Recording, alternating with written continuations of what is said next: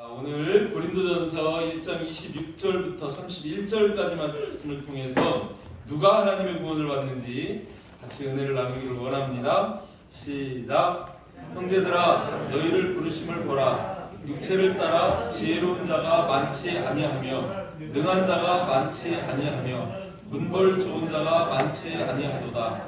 그러나 하나님께서 세상의 미련한 것들을 택하사 지혜 있는 자들을 부끄럽게 하려 하시고 세상의 약한 것들을 택하사 강한 것들을 부끄럽게 하려 하시며 하나님께서 세상의 천한 것들과 멸시받는 것들과 없는 것들을 택하사 있는 것들을 행하려 하시나니 이는 아무 육체도 하나님 앞에서 자랑하지 못하게 하려 하심이라. 너희는 하나님으로부터 나서 그리스도 예수 안에 있고 예수는 하나님으로부터 나와서 우리에게 지혜와 의로움과 거룩함과 구원함이 되셨으니 기록된 바 자랑하는 자는 주 안에서 자랑하라 함과 같게 하려 함이라.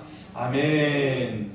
오늘 우리가 보는 이 고린도전서 말씀, 이 바울 당시 이제 고린도 교회, 고린도를 이렇게 생각을 해보면 이 고린도는 그 유럽 아가야주 그 주의 수도라고 할 수 있는 곳이 고린도입니다. 특별히 이제 아테네, 이 아덴과 더불어서 헬라 철학이 굉장히 발달했던 그런 헬라 문명지로 우리가 볼 수 있죠.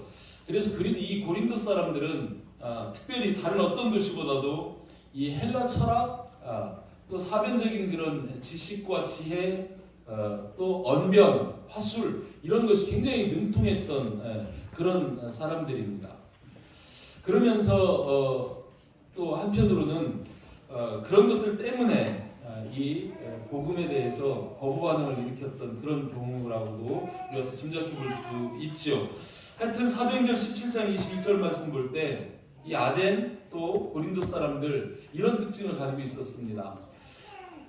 모든 아덴 사람과 거기서 나그네 된 외국인들이 가장 새로운 것을 말하고 듣는 것 외에는 달리 시간을 쓰지 않습니다. 그러니까 이게 헬라 철학 도시가 되다 보니까 세상에 지혜 있는 자들이 다 모여들어서 가장 새로운 것에 대해서 말하고 들으면서 어떤 의미에서 논쟁하는, 토론하는 그런 것으로 시간을 다 보낼 정도로 이렇게 그 당시 지식과 지혜, 철학의 도시였다 이렇게 볼 수 있는 것이죠. 그런데 어떤 의미에서는 또 세상의 이런 지식과 철학, 과학이 발달하다 보면 결국은 타락도 그만큼 깊어집니다. 고린도는 전형적인 그런 타락의 도시였죠. 그래서 정말 음란하고 이 성적으로 문란하고 타락한 사람들을 고린도 사람 같다, 이렇게 이야기할 정도로 우상 숭배, 또 이런 음행이 굉장히 범람했던 도시이기도 합니다. 자, 그런 도시에서 사도 바울이 복음을 전하는 거예요. 거기에 들어가서 복음을 전합니다. 십자가의 도를 전합니다. 십자가의 도가 뭐예요?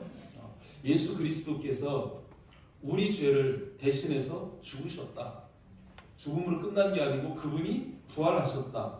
그런데 이 사실을 믿으면 네가 구원을 받고 이거를 믿지 않으면 심판받고 멸망받는다. 이게 복음이에요. 바울이 그걸 전하는 거예요. 그러니 그 사람들이 들을 때, 여러분들은 당연하지만 그 사람들이 들을 때 어떻게 했습니까? 처음 그런 이야기를 들으면 아니, 세상 지식이 가득하고 철학이 뛰어나고 그런 논리가 분명한 그런 사람들에게 이런 이야기를 하면 그런 사람들이 뭐라고 받아들이겠습니까? 아니, 저쪽 팔레스타인에서 죽은 예수가 어떻게 나와 상관이 있고 그가 어떻게 내 죄를 대속하며 그걸 믿으면 구원을 받고 안 믿으면 심판을 받는다고? 그게 말이 돼? 이러면서 엉뚱한 소리, 어리석은 소리, 미련한 소리 하지 마라 이러면서 그거를 미련한 걸로 치부를 하는 거예요. 상식적이지 않고 합리적이지 않은 복음, 논리적이지도 않고 과학적으로 볼 때도 어쩌면 허무맹랑한 그런 이야기, 더군다나 예수 그리스도가 십자가를 졌다? 보통 저주의 십자가, 그 수치스럽고 고통스러운 그 십자가를 진 것이 구원이라고 이러면서 그들은 믿지 않았다는 거예요. 헬라처로 볼 때는 복음이라는 것 자체가 어쩌면 미련한 거고 어리석은 그런 일일지 모르겠습니다. 제가 이 말씀을 준비하게 된 계기가 이 구정 전에 선물을 이렇게 좀 나눠야 되잖아요. 그래도 이제 관계 맺는 사람들이 있으니까. 그러니까 대부분 그래도 뭐 행정적으로나 뭐 의회 쪽이나 아니면 교육청 쪽으로나 조금 높은 자리에 있는 사람들을 이제 만나게 되는 거예요. 똑똑합니다. 성공했습니다. 권세도 있습니다. 재산도 많습니다. 그죠? 그런데 그들의 공통점이 뭐냐면 예수 믿는 사람이 별로 없다는 거예요. 예수님을 안 믿습니다. 만나면서 참 갑자기 그런 게 이제 깨달아져요. 이렇게 부유하고 능력이 있고 뛰어난 사람들인데 이 사람들이 예수를 믿으면 얼마나 더 좋을까? 근데 왜 예수를 안 믿을까? 이런 생각을 하게 되면서 이 말씀이 떠오르는 거예요. 그렇다. 똑똑하면 똑똑할수록 가지면 가질수록 그죠? 권세가 있으면 있을수록 예수 믿기가 쉽지 않다. 그 사람들의 인식 속에는 이게 예수 믿는다는 게 미련하고 바보 같은 그런 일일 수 있겠다. 이런 생각이 드는 거예요. 거기서 조금 더 생각해 보면 그러면 우리는 어떤가? 어떻습니까? 저와 여러분들도 이 예수를 믿으면서 이 믿음이 그냥 말씀 그대로 이렇게 믿어지면 좋은데 이런 말씀을 내 지식과 지혜로 상식으로 논리로 이렇게 다 분석해 보면서 이해해야 믿으려고 하는 그런 성향이 우리들 가운데도 어느 정도는 있다는 거죠. 이해하지 않으면 바보 같은 얘기고 미련한 얘기고 그래서 잘 안 믿어지는 그런 경우도 있을 수 있겠다는 거예요. 그런 생각을 하면서 우리도 우리 스스로를 한번 돌아보고 정말 구원하는 믿음이 어떤 믿음인지 하나님이 누구에게 구원을 주시는지를 다시 한번 돌아봤으면 좋겠다 하는 그런 생각이 들어서 제가 이 말씀을 택하고 전하게 됐습니다. 자, 고린도전서 1장 22절에서 23절 말씀 보면 예수님 당시 유대인들은 예수님이 행하는 그 표적을 구했어요. 메시아로서의 구원자로서의 예수님을 바라보는 게 아니고 병 고치고 이적을 행하는 그 예수님을 따라다니면서 그런 표적을 오병이어의 표적을 막 그런 기적을 그런 거를 중심으로 보았고 헬라인들은 지혜를 구했다는 거예요. 지혜를. 그런데 우리는 십자가에 못 박힌 그리스도를 전하니 유대인에게는 거리끼는 것 이방인에게는 미련한 것이로되 라고 이렇게 말씀하는 것을 보게 됩니다. 여러분 십자가의 도가 복음이 유대인에게는 거리끼는 것이고 헬라인에게는 미련한 것 같지만 우리가 읽은 말씀 이 앞에 1장 고린도전서 1장 18절에서는 하나님이 이렇게 말씀합니다. 십자가의 도가 멸망하는 자들에게는 미련한 것이요 구원을 받는 우리에게는 하나님의 능력이라고. 십자가의 도가 멸망하는 자들에게는 미련해 보인다는 거예요. 안 믿어요. 그런데 구원을 받는 우리에게는 우리에게 구원을 주시는 하나님의 능력이라고 이렇게 말씀합니다. 오늘 우리가 살고 있는 이 시대 가운데에서도 이 십자가의 도를 미련한 것으로 여기는 고린도 시대의 그 현상이 분명 있다는 거예요. 마지막 때가 되면은요, 주님이 가까이 오실 때가 가까워지면 가까워질수록 세상 사람들은 더 똑똑해지고 지혜로워지고 지식이 더해갑니다. 그거를 유대인의 계시록이라고 하는 이 다니엘서 12장 4절에 보면 그런 말씀이 미리 예언되어 있어요. 거기서 이런 말씀합니다. 다니엘아 마지막 때까지 이 말을 간수하고 이거를 봉함하라. 이렇게 말씀하시면서 그 뒤에 어떤 말씀을 하시냐면 많은 사람이 빨리 왕래하며 지식이 더하리라. 이런 말씀을 해요. 마지막 때가 되면 사람들이 빨리 왕래하고 그리고 지식이 막 넘쳐난다는 거예요. 그런 표현을 미리 하시면서 예고합니다. 어떻습니까 요즘 여러분? 우리가 지금 50년 전, 100년 전 지금 여기 50년 전에 사시던 분들도 상당히 계신데 그 예전에 우리가 알던 세상, 그리고 지금 우리가 살고 있는 이 세상 얼마나 빠르게 변해갑니까? 그죠? 따라잡을 수가 없습니다.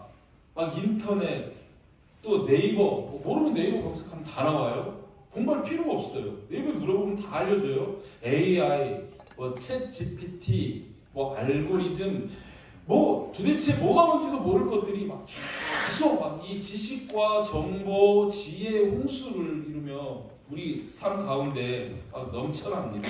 정말 지식이 더해지죠. 그런데 그런 상황 속에서 또 한편 보면 오히려 신앙은 그와 반비례로 점점 더 예수님을 믿기 어렵게 하는 그런 시대다, 이렇게 볼 수 있습니다. 한 가지 여러분에게 질문해 보겠습니다. 요즘은 자꾸 이제 가상세계가 너무 이게 많아지니까 여러분 솔직하게 하나님의 나라가 실존한다고 믿어지십니까? 그게 믿어지시면 여러분 복 받은 분들이에요. 예수님이 실제 했던 분이십니까? 가상인물입니까? 예수님은 역사 속에 실제 하시는 분이에요. 실존하셨던 분이에요. 맞죠? 그분은 또 다시 오실 것인데, 이 예수님이 천국입니다. 그럼 예수님이 실존했다는 것은 천국도 실존한다는 거예요. 아멘? 우리는 그 실제 하는 천국을 믿습니다. 가상세계를 믿는 게 아니거든요. 아멘? 그것이 믿어지는 것이 은혜라는 거예요. 이런 시대 상황 속에서 정말 누가 하나님의 구원의 은혜를 받고 누릴 수 있는가? 오늘 본문 26절에서는 이렇게 말씀합니다. 형제들아, 너희를 부르심을 보라. 육체를 따라 지혜로운 자가 많지 아니하며 능한 자가 많지 아니하며 문벌 좋은 자가 많지 아니하도다. 이렇게 선언을 해버립니다. 육체를 따라라는 것은 세상적 관점으로 볼 때에, 그죠? 지혜롭지 않아도, 능력이 없어도, 문벌이 좋지 않아도 예수 믿는 데는 문제가 없고, 오히려 그런 사람들이 더 많이 예수를 믿는다는 거예요. 다행이지 않습니까? 정말 다행입니다. 어떻게 보면 예수님께서 예수님의 제자들을 부르실 때도 보면 대부분, 그죠? 그랬어요. 예루살렘 도성이 아닌 본방 갈릴리에서 서기관과 바리새인들이 아닌 어부들을 부르셔가지고, 세리들을 부르셔가지고 그들을 제자로 삼으셨던 것을 볼 수 있습니다.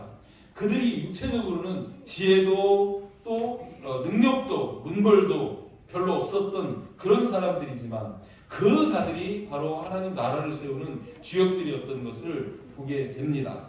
자, 이제 오늘 말씀을 통해서 누가 하나님의 구원을 받는가? 자, 첫 번째 대지 우리 같이 한번 읽어봅시다. 시작. 하나님께서는 미련한 자들에게 구원의 은혜를 주십니다. 27절 상반절에 보면 그렇게 말씀하세요. 그러나 하나님께서 세상의 미련한 것들을 택하사, 하나님의 선택은 똑똑한 자가 아니고 지혜로운 자가 아니고 미련한 것들을 택했다는 거예요. 미련한 자들을 선택한다는 거예요. 미련한 것들을 택하사 지혜 있는 자들을 부끄럽게 하려 하시고, 세상 지식, 철학, 지혜가 많은 그런 지혜 있는 자들을 부끄럽게 하려 하신다. 수치를 당하게 하고 더 심하게 얘기하면 멸망받게 하신다. 이렇게까지 말씀하시는 거죠. 그러면 세상의 미련한 것들은 뭘 얘기를 하는 걸까요? 정말 세상 지식이나 지혜가 부족한 자들, 그런 자들을 이야기하는 걸까요? 아닙니다. 그걸 얘기하는 게 아니고, 이 성경에서 지금 이렇게 말씀하시는 것은 앞에서 말씀하신 것처럼 세상 지식 지혜로 미련하다고 여기는 이 십자가의 도를 믿는 사람들을 구원하시기를 기뻐하신다는 거예요. 그러니까 저와 여러분들이 지혜 있는 자들이 미련하다고 여기는 그 복음을 믿지 않습니까? 그런 관점에서 볼 때 그 사람들은 우리를 미련하다고 하지만 그런 미련한 자들을 하나님이 구원하시기를 기뻐하신다는 거예요. 저와 여러분들은 우리의 지식과 지혜나 과학이나 논리나 철학이 아닌 예수 그리스도의 복음 앞에서 그냥 그것을 믿을 수 있는 미련한 자가 되시기를 주님의 이름으로 축복합니다. 그게 복이라는 거예요. 지혜 있는 자들은요 믿지 않아요. 여기서 지혜 있는 자들을 부끄럽게 하신다는 것은 자기들의 지식과 지혜로 이 십자가의 도를 믿지 않는 사람들을 가리켜 지혜 있는 자들이라 하고 그런 자들을 이야기하는 겁니다. 사실 엄밀한 의미에서 따져보면 그렇습니다. 우리들도 참 그러죠. 제가 처음 아버지한테 복음을 전할 때도 아버지도 그랬어요. 우리 아버지도 굉장히 나름 한학을 하시고 필체가 진짜 막 한문 쓰시고 연필이거든요. 이 비석에 이렇게 비문 같은 거를 이렇게 쓰실 수 있을 만큼 그만큼 진짜 공부도 많이 하셨던 분인데 아버지한테 복음을 전하니까 그때 하시던 말씀 기억나요. 야, 우리나라에도 믿을 그런 신들이 많고 한데 왜 하필 저 서양신을 믿으라고 자꾸 권하느냐 그러는 거예요. 무슨 말이겠습니까? 지금 우리가 생각해도 이미 2000년 전에 저 팔레스타인 땅 그 한 땅에서 예수라는 청년이 십자가를 지고 죽었다는데 그리고 뭐 부활했다고 그러는데 그것이 우리와 무슨 상관이 있냐는 거죠. 그렇게 생각해 볼 수 있는 거죠. 그죠? 우리 생각과 이성으로는 그 하나님이 우리를 구원하시기 위한 그 십자가의 도가 잘 이해가 되지 않습니다. 믿어지지 않습니다. 그럴 수 있습니다. 그죠? 그런데 그게 믿어지는 게 하나님의 은혜라는 거예요. 아멘? 우리 피조물이 하나님을 다 알 수 없습니다. 여러분, 하나님 아시겠습니까? 하나님을 아는 것이 정말 우리에게는 큰 복이기도 한데 알긴 알지만 다 알 수는 없습니다. 하나님의 광대하심을, 그 하나님의 전능하심과 전지하심과 위대하심을, 그런데 그 하나님이 이 전도에 미련한 것으로 우리를 구원하시기를 기뻐하셨다는 거예요. 그런 말씀을 하십니다. 그죠? 고린도서 1장 21절에 그렇게 말씀 안 합니까? 하나님의 지혜, 하나님의 지혜에 있어서는 이 세상이 자기 지혜로 하나님을 알지 못함으로 하나님께서 전도에 미련한 것으로 십자가의 도예요. 십자가의 도, 미련하다 하는 그것으로 믿는 자들을 구원하시기를 기뻐하셨다. 이게 하나님의 지혜라는 겁니다. 십자가의 도가 하나님의 지혜라는 겁니다.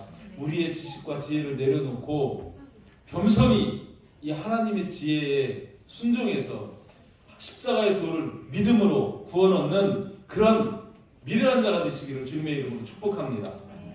두 번째는 이렇게 말씀하셔요.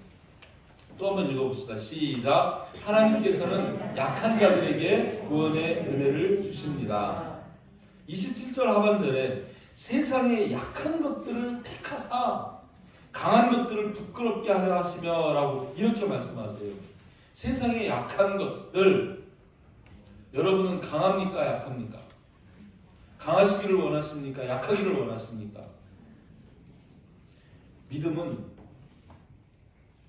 믿음이 강하면 강할수록 하나님 앞에서 약해지는 것이 믿음입니다. 내가 믿음이 강하다? 그럼 하나님 앞에서 약해지는 거예요. 내가 믿음이 강하다는 것은 나는 없고 예수로 충만한 거예요. 그죠? 예수로 충만하다는 것은 예수 안에 잠기는 거예요. 컵에 여러분 이 컵에 공기를 어떻게 뺄 수 있습니까? 물을 채우면 공기가 다 빠져요. 예수를 채우면 내가 빠져요. 그죠? 내가 강하면 강할수록 그것은 믿음이 약한 거예요. 여러분, 우리 신앙생활하면서 신앙의 모습을 두 가지로 이렇게 유심히 두 가지로 볼 수 있습니다. 신념으로 신앙생활을 하시는 분이 있고 믿음으로 신앙생활을 하시는 분이 있습니다. 신념이 강한 사람이 있어요. 자아가 강한 거거든요. 내가 할 수 있어. 나는 내가 할 수 있다고 믿어. 막 자기 신념이 강한 거예요. 그걸 믿음으로 착각하는 소리예요. 내가 예수 믿어. 예수 믿는 나는 능력 있어. 주님의 능력이 있어. 힘이 있어. 막 그래가지고 막 믿음의 능력이 내한테 있어. 그것도 착각이에요. 주님 앞에서는 약한 게 능력입니다. 하나님은 약한 자를 돌아보시는 거예요. 예수님도 이 땅에 오셔가지고, 그죠? 강한 자, 권력 있는 자, 그런 자들 만나지 않았습니다. 나는 죄인이로소이다. 가슴을 치는 자들, 그죠? 저 변방에 병들고, 그죠? 못 보고 못 듣는 그런 약한 자들, 그런 자들을 찾아서 친구 삼으셨고 그들과 함께 하셨습니다. 그죠? 그런 것들을 우리가 볼 수 있는 것이죠. 세상의 약한 것들이란 이렇게 육신적으로나 인간적인 형편이 연약한 자일 수도 있는데, 진정으로 주님 앞에서 약한 자, 여기에서 약한 자라고 말씀하신 이 의미는 뭐냐면, 전능하시고 전지하신 그 위대하신 하나님 앞에 내 존재가 얼마나 약하고 어린아이 같은지 깨닫고 겸손한 자를 여기서는 약한 자라고 그렇게 말씀하시는 겁니다. 자신의 연약함을 깨닫고 하나님의 능력 앞에, 그죠? 엎드리는 자, 그런 자가 하나님의 은혜를 받는 거예요. 사도 바울을 보시길 바랍니다. 사도 바울 한번 생각해 보죠. 사도 바울이 예수 만나기 전에는 어떤 사람이었습니까? 나이 30에 사내들인 공회원이 됐어요. 국회의원입니다. 대법관 역할을 하는 그런 존재입니다. 그죠? 스데반을 죽이는데 그에게 허락을 받을 정도로, 그죠? 그 대단한 그런 위치에 있던 사람이고, 학문적으로요 최고 학벌입니다. 최고 학벌. 그죠? 신분적으로 로마 시민권을 가진 자예요. 당시에 어떤 것도 부족하지 않고 부러움이 없는 그런 정말 상류층의 상류층이라고 할 수 있는 그런 사람이 바울이었어요. 그런데 이 바울이 다메섹에서 예수님을 만났습니다. 예수님을 만나고 나니까 바울이 어떻게 해요? 내가 가지고 있는 그 권세, 명예, 그죠? 학벌, 신분, 재산, 모든 것을 다 배설물로 여기는 거예요. 그죠? 그걸 다 배설물로 여기고 그가 오직 자랑할 수 있는 것, 뭘 자랑합니까? 고린도후서 11장 30절 말씀 보면 이런 말씀이에요. 내가 부득불 자랑할진대. 주님을 만나고 나니 그 엄청난 주님의 능력과 은혜 아래 내가 아무것도 아닌 것을 깨닫는데, 그래도 그 가운데서 부득불 내가 자랑할 것이 있다면 내가 약한 것을 자랑하리라, 겸손한 것을 자랑하리라, 그거 말씀하는 거예요. 고린도후서 12장 9절에서도 이렇게 말씀합니다. 주님이 직접 사도 바울에게 이렇게 말씀하셨기 때문에 그런 것 같아요. 예수께서 나에게 이르시기를 내 은혜가 내게 족하도다. 주님, 내 이 안질 좀 고쳐주시면 내가 복음사를 더 잘할 것 같은데 이것 좀 고쳐주세요. 한 번, 고쳐주세요. 두 번, 고쳐주세요. 세 번을 간구를 했는데 주님이 내 은혜가 내게 족하다 하시면서 거절하시는 거예요. 그러면서 이렇게 말씀합니다. 이는 내 능력이 약한 데서 온전하여집니다. 네가 약하면 약할수록 내 능력이 더 온전하게 드러나게 될 거다. 그런 말씀이죠. 그러므로 도리어 크게 기뻐함으로 나의 여러 약한 것들에 대하여 자랑하리니, 강한 것을 자랑하는 것이 아니라 나의 여러 약한 것들에 대하여 자랑하리니 이는 그리스도의 능력이 내게 머물게 하려 함이라. 여러분, 하나님의 능력, 예수 그리스도의 은혜를 체험하기를 원하시면 낮아지시고 겸손해지시고 약해지시기를 주님의 이름으로 축복합니다. 아멘. 여기서 그리스도의 능력이 내게 머무르는데 그 조건이 뭐냐면 내가 약할 때 주님의 능력이 내게 강하게 역사한다는 것입니다. 그렇게 말씀하시는 거예요. 교회의 머리가 그리스도입니다. 저와 여러분들의 머리가 그리스도입니다. 그분을 존중하고 그분 앞에서 나는 한없이 낮춰질 때 주님께서 우리를 연락해 주신다는 거예요. 아멘. 구약 제사를 이 말씀 드리면 구약 제사가 생각이 나는 거예요. 구약에서 제사를 드릴 때 제물을 뭘 드리나요? 소, 어린 양, 비둘기 이런 걸 드려요. 아니 하나님이 좀 야생에 풀어놓은 막 갈기가 휘날리는 멋진 사자를 잡아가지고 제물을 좀 드리고, 막 호랑이를 잡아가지고 드리고, 막 그 가려운 코끼리 같은 걸 잡아가지고 막 하나님 앞에 바치면은 좀 폼나지 않겠습니까? 그런데 하나님 그런 거를 말씀하시는 게 아니라 그냥 콧줄이 끼어있는 소, 어린 양, 힘없는 비둘기, 그런 거를 가져와서 제사드리라고 그것을 연락하시는 하나님이세요. 여러분, 여러분이 멋지고 강합니까? 사자처럼 호랑이처럼 힘이 있고 막 강합니까? 하나님 별로 안 기뻐하세요. 그거 하나님은 소처럼 어린 양처럼 약하고 겸손하고 온순하고 그렇게 나오는 자를 기뻐 받으신다는 거예요. 아멘? 저는 그 생각이 딱 들더라고요. 정말 스스로 강하다고 자처하면서 전능하신 하나님 옆에서 힘 자랑하면, 능력 자랑하고 내 지혜를 자랑하면 하나님의 긍휼과 은혜를 받기가 어렵습니다. 잠언 3장 34절에서 그런 말씀하시죠. 진실로 그는 거만한 자를 비웃으시며 겸손한 자에게 은혜를 베푸시나니. 아멘. 하나님 앞에 나올 때는 바짝 엎드리시고 겸손한 그런 자세로 나가시길 바랍니다. 다윗이 그랬잖아요. 다윗은 기름 부음 받은 왕이에요. 그가 왕이지만 하나님 앞에서는 철저하게 자신을 낮추고 겸비한 태도로 그렇게 나아갔을 때 하나님이 다윗을 가리켜 내 마음에 합한 자라 하시면서 그를 오히려 높일 수 있는 데까지 높여주시고 그를 통해서, 그래서 다윗의 후손으로 그리스도께서 나시는 그런 영광의 가문으로 세워주시는 것을 보게 됩니다. 아멘. 여러분, 돈 없어요? 병들었습니까? 약합니까? 지혜가 부족합니까? 걱정하지 마시길 바랍니다. 오히려 주님의 시선이 그곳에 있습니다. 그런 자에게 있습니다. 아멘.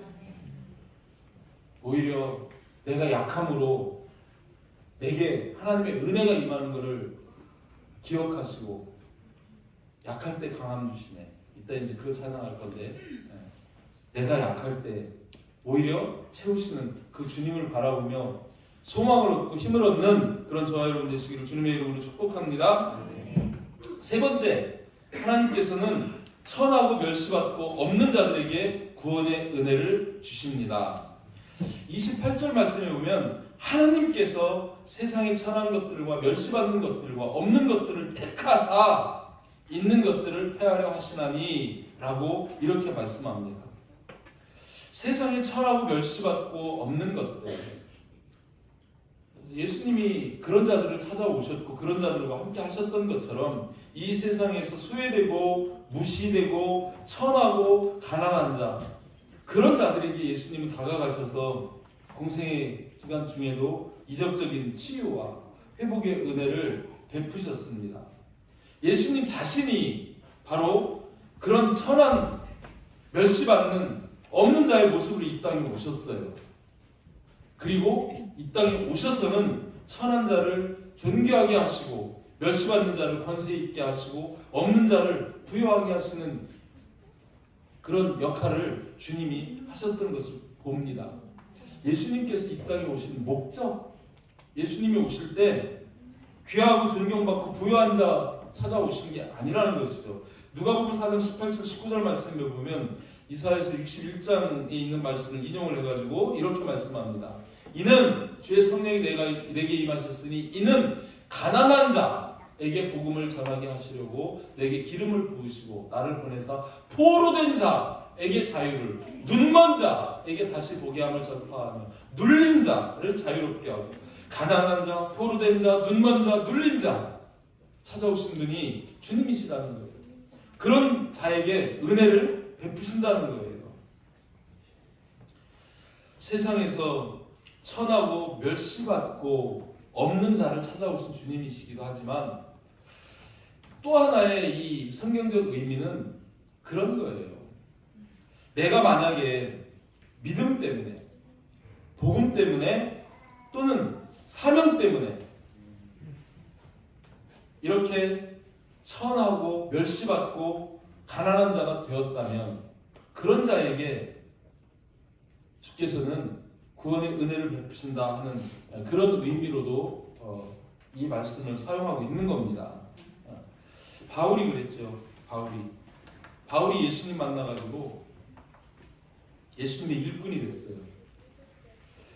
고린도후서 11장 23절부터 28절까지 말씀 보면 이 바울이 얼마나 예수님 만나가지고 정말 이 멸시천대 고난의 인생을 살았는지 여기에 쭉 이렇게 나옵니다. 보세요. 그들이 그리스도의 일꾼이냐? 정신없는 말을 하거니와 나는 더욱 그러하도다.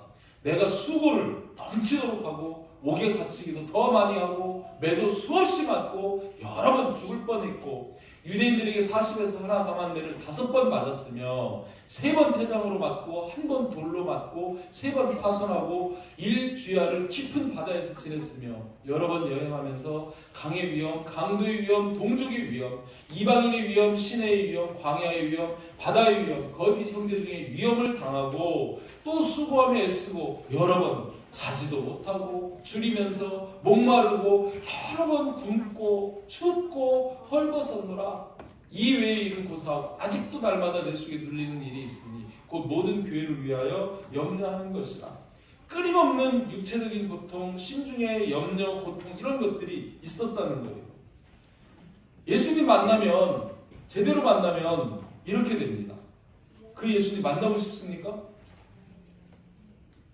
안 만나고 싶잖아요. 저도 처음에 신앙의 초보일 때는 아니 이런 예수님 같은 거 왜 만나? 왜 믿어야 돼?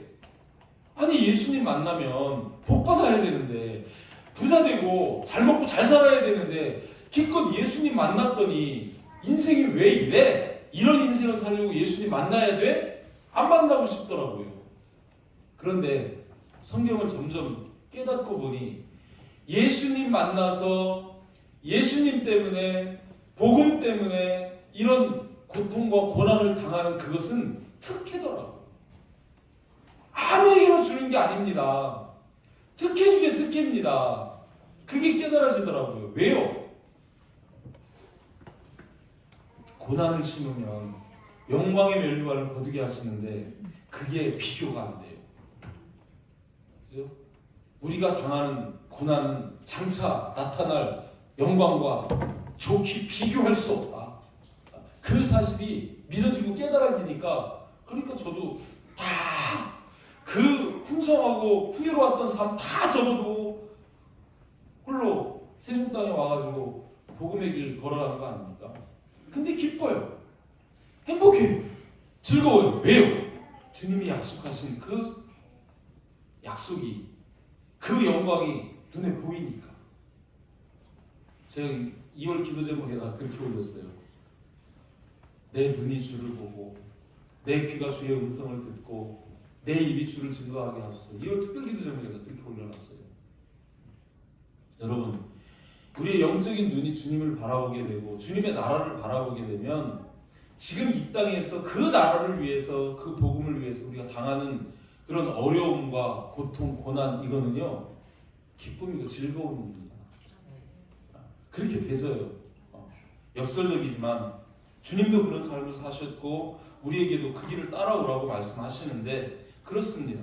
그래서 이 바울도 골로새서 1장 24절 말씀 보면 이런 말씀하죠. 나는 이제 너희를 위하여 받는 괴로움을 기뻐하고 복음을 전하는 그 일을 기뻐하고 그리스도의 남은 고난을 그의 몸된 교회를 위하여 내 육체에 채우노라. 기뻐하고 기쁨으로 채운다고 그렇게 얘기합니다. 거꾸로 이 땅 살면서 계시록의 3장에 가면 7교회를 2장 3장에서 7교회를 얘기하는데 그 중에 한 교회가 그렇게 얘기해요. 나는 부요하여 부족한 것이 없도다. 그런데 주님은 뭐라고 그래요? 불쌍한 나라고 얘기해요. 네 눈먼 것과 가난한 것과 벌거벗은 것과 공고한 것을 알지 못하느냐 말씀합니다. 세상에서 우리가 부요하고 부족한 것이 없는 삶이 복된 삶일까? 자칫 우리가 너무 많은 지식과 지혜와 상식, 합리적, 논리성 이런 것들을 가지고 예수를 재단하고 판단하면서 믿지 못하는 그런 경우에 이른다면 이런 부요함이 오히려 주님의 은혜를 채우지 못하는 가장 찬 그죠? 그런 내 인생의 잔이라면 그거는 축복이 아니라 오히려 저주일 수 있다는 거예요. 아멘. 가난해지시길 바랍니다. 겸손해지시기를 바랍니다. 마음을 비우시고 나를 버리고 예수를 채우시기를 바랍니다. 그렇게 될 때 우리의 가난한 마음, 갈급한 심령, 사모하는 심령에 하나님께서는 구원의 은혜 뿐만 아니라 주님의 은혜로 채워주신다는 거예요. 약할 때 강함 주시고 가난한 자를 부유하게 하시고 병든 자를 고쳐주시는 그 은혜가 임한다는 거예요. 아멘. 저와 여러분은 세상 속에서 부유한 자가 아닌 이런 겸손하고 가난한 마음을 갖는 자가 되기를 주님의 이름으로 축복합니다. 그렇게 되면 고린도후서 6장 10절에서도 이런 말씀 하시는데, 근심하는 자 같으나 항상 기뻐하고, 내가 근심하는 자 같으나 내 속에 기쁨이 있다는 거예요. 가난한 자 같으나 많은 사람을 부유하게 하고, 근심하는 것 같은데 기뻐요. 그죠? 가난한 것 같은데 많은 사람을 부유하게 해요. 아무것도 없는데 모든 것을 가진 자처럼 그렇게 사라져요. 그게 바로 오늘 말씀하시는 주님의 그런 말씀입니다. 하나님께서 왜 세상에 미련한 자들, 약한 자들, 천하고 멸시받고 없는 자들을 택하셔서 구원의 은혜를 베푸실까? 딱 한 가지만 오늘 말씀하시죠. 뭐 말씀하세요? 29절에서 이는 아무 육체도 하나님 앞에 자랑하지 못하게 하려 함이라. 여러분, 우리 인생 자랑할 것 하나도 없습니다. 그래서 에베소서 2장 8절 9절에서 사도 바울은 이렇게 고백합니다. 너희는 그 은혜에 의하여 믿음으로 말미암아 구원을 받았으니 이것은 너희에게서 난 것이 아니요 하나님의 선물이라. 행위에서 난 것이 아니니 이는 누구든지 자랑하지 못하게 함이라 하면서 우리가 받은 구원조차도 하나님의 은혜로 믿음으로 구원을 얻었다는 것이고 이 구원이 하나님의 선물이라는 거예요. 그래서 31절에서 그런 결론을 내리는 겁니다. 우리 인생이 자랑할 게 뭐냐? 기록된 바 자랑하는 자는 주 안에서 자랑하라. 이 말씀이 무슨 말씀이냐면 오직 구원을 자랑하고 구원의 주님만 자랑하라. 이걸 말씀하시는 거예요. 아멘. 거꾸로 뒤집으면요, 여러분 인생에서 가난하다고, 병들었다고, 없다고, 지혜 없다고, 그죠? 부족하다고 여러분 스스로 초라하게 생각하지 마시기 바랍니다. 그런 거를 자랑하지 말라는 것은 거꾸로 그런 것 때문에 여러분 힘들어하지 말라는 거예요. 지나갑니다. 오히려 우리가 가난할수록 주님은 우리에게 은혜를 베푸시고 미련할수록 우리를 들어 쓰시고 천하고 멸시받고 없는 것 같아도 주님이 함께 하시면서 우리에게 은혜를 베푸시니 그 주님을 자랑하라는 거예요. 아멘. 말씀 맺습니다. 이 세상이 갈수록 지금 주님 가까워지는 시대, 이 풍성해지는 지식, 지혜, 뛰어난 그런 개인적인 능력, 학벌과 문벌을 자랑하는 그런 시대 가운데 우리가 살아가지만 세상은 그런 것들을 내세우지만 저와 여러분들 조금도 그런 것 때문에 마음 흔들리거나 빼앗기지 마시고 예수를 바라보며 구원의 주님을 자랑하고 내 구원을 자랑하는 그런 자가 되시기를 주님의 이름으로 축복합니다. 오직 겸손함으로 주님 앞에 나아갈 때 주님께서는 우리에게 더욱 풍성한 은혜를 베푸실 것을 믿습니다.